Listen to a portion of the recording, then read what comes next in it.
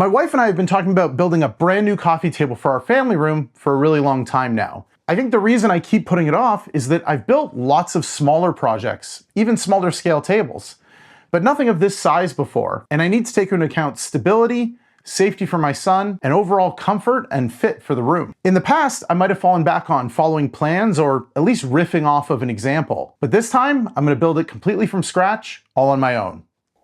I started with the top. A good coffee table is mostly about the surface. If the top doesn't look right, there's nothing underneath that really saves it.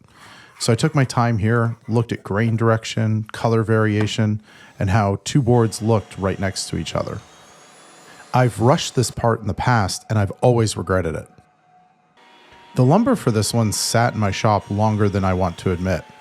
Not because I didn't know how to build it, but because this time I had to decide what it should be and how it should look.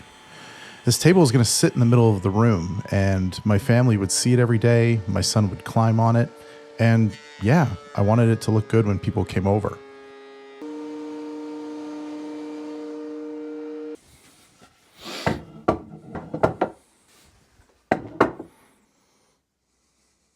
I'll be honest, I was a bit nervous gluing up the top, so I did it in 2 sections to minimize the chances of something going wrong.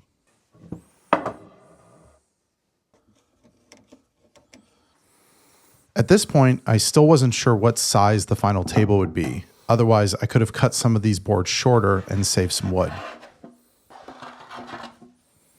I ended up deciding on a 32-inch diameter circular table.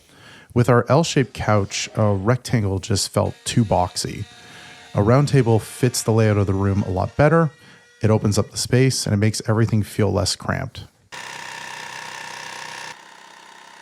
In the past, I've cut circles to full depth with the router, but I haven't been happy with the results. So this time, I cut close to my line with the jigsaw, then trimmed everything down with a flush trim bit on the router.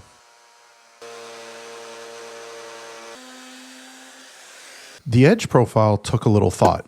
I rounded over the top so it feels comfortable, especially in a room where somebody might lean their hand on it or bump into it. But rounding the bottom felt wrong. Too soft edges make it feel overly gentle, almost like kids' furniture. So I added a small chamfer underneath. It creates a shadow line and makes the top look thinner without losing that smooth feel on top.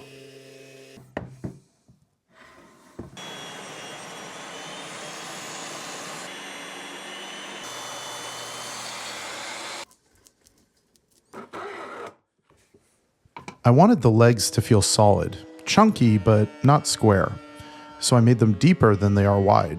They look strong from the side, but a bit lighter from the front. Once the leg blanks were cut, I added a slight taper. Without it, the legs felt really stiff. It's not dramatic, just enough to ease the weight a little bit and keep them from looking blocky. Then I moved on to the edges. I ran a large round over on the outer faces to tie back to the softness of the top.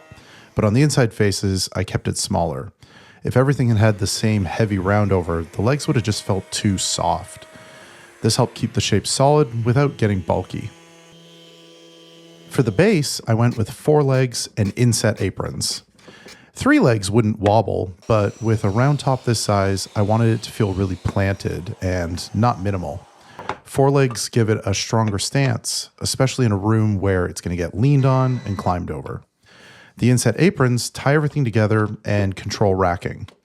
I used pocket screws with glue to attach everything, which kept it simple, strong, and didn't add complexity.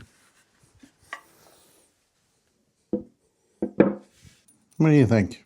You like it? I finished the table with Rubio monocoat. My wife and I both like the natural feel and the matte look. It keeps the wood feeling like wood.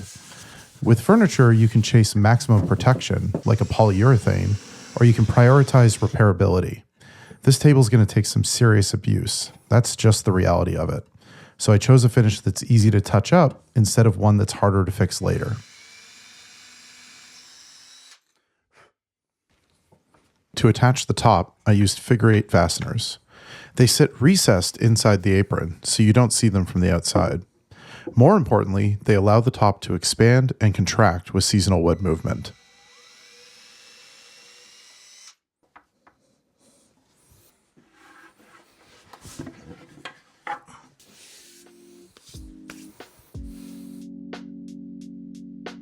This project reminded me you don't need to feel completely ready before building something bigger.